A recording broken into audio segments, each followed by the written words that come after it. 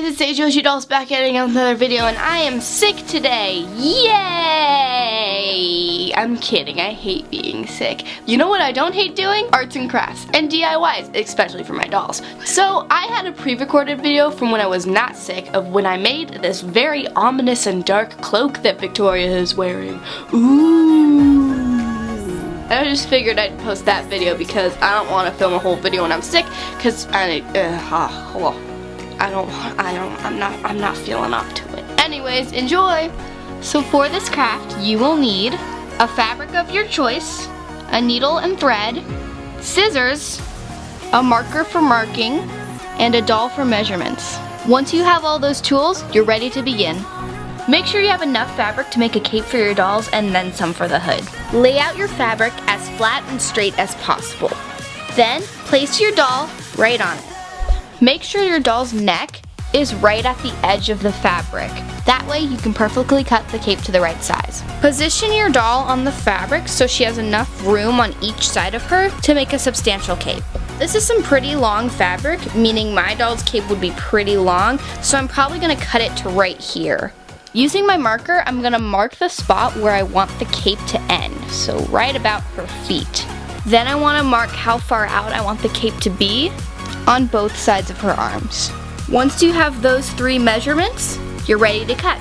You want to cut the fabric in a straight line while the fabric is flat so that there's no kinks or bumps in your cut lines. If it's a messy cut, that's completely fine. You can always hem it later. I just personally don't prefer to hem my clothing, so I'd rather just cut it really straight. Now that you've had your cape cut out, you're ready to start on the hood. To make the hood, you want to fold your fabric over because you're going to need two pieces and you want them to be identical. So you want to cut when it's folded over fabric.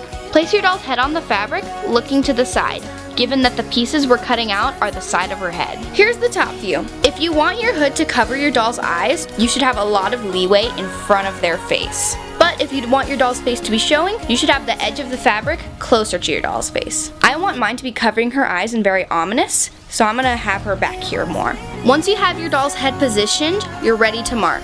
Taking your marker, you want to measure a ½ inch or so above their head and mark right where you want the edge of the fabric to be. Then, kind of want to trace a line so that you can get the curve of their head. And it's fine if you mess up because this is the underside of the fabric and no one really sees it. Once you have the line done, you're ready to cut. Like with the other cutting, you'll want to cut when the fabric is flat so that there's less kinks in the fabric and you get a smooth cut.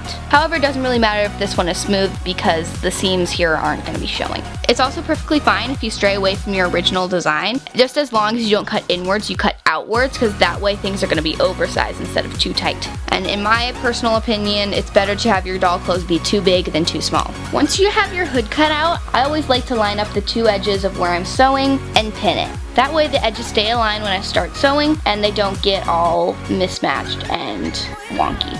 Now, you just want to sew this seam, but leave the face opening and the body opening open.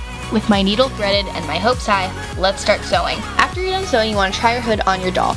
I think this looks pretty good. You can always hem these sides if you want, however I'm not going to since they're pretty clean cut. Now the next step is where it gets a bit complicated. You want to take the hood you just sewed, flip it inside out so you can see the seam, lay it down. Now take your cape piece, lay that down good side outwards. Then take this piece, good side inwards, face this downwards so that the back piece is in line with your cape piece. Then you want to sew these two together. I know it's really hard to get right now, but once this is done, it'll become much clearer. So I just finished sewing this seam, and now you can undo the cape and try it on your doll. So here is how the final product looks on Phoebe. I think it turned out pretty good, better than some of my other capes in my opinion. You can always make a ribbon to tie right here to close up the cloak a little bit, but for now I think I'm just gonna leave it like this, and I think it looks pretty good.